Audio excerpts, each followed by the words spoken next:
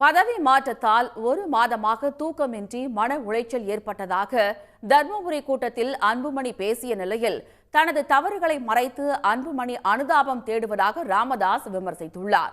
அன்புமணியை அமைச்சராக்கியது தவறு என்பதை ராமதாஸ் தாமதமாக உணர்ந்திருப்பதாக தேமுதிக பொதுச் செயலாளர் பிரேமலதா விஜயகாந்த் கூறியுள்ளார்.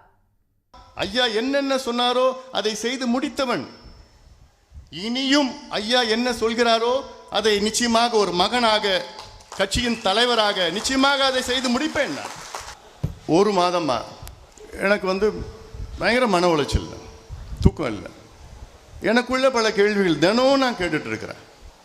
என்னடா நான் தப்பு பண்ணேன், என்ன நான் தப்பு பண்ணேன்? தூங்குறதுக்கு முன்னாடி இதுதான் எனக்கு மனசில் படும். தூங்கி எழுந்த உடனே எனக்கு ஒரு கேள்வி, என்ன நான் தப்பு பண்ணேன், ஏன் நான் மாற்றப்பட்டேன்? எனக்கு தெரியல என்ன நான் தப்பு பண்ண, எனக்கு தெரியல. ஒரு மாசமா ரொம்ப மன உளைச்சல் நான் இருக்கிறேன். நான் என்ன குற்றம் செய்தேன், ஏன் எனக்கு இந்த பதவி நீக்கம் அல்லது பதவி இறக்கம் என்று அன்புமணி சொல்லியிருக்கிறார்.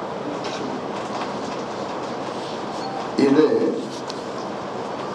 முழுக்க முழுக்க மக்களையும் கட்சிக்காரர்களையும் திசை திருப்பும் முயற்சியால் தான் செய்த தவறுகளை மறைத்து மக்களிடமும் கட்சிக்காரர்களிடமும் அனுதாபம் பெற முயற்சித்திருக்கிறார். தவறு செய்தது அன்புமணி அல்ல. அன்புமணியை 35 வயதில் என்னுடைய சத்தியத்தையும் மீறி 35 வயதில் மத்திய கேபினட் அமைச்சராக்கி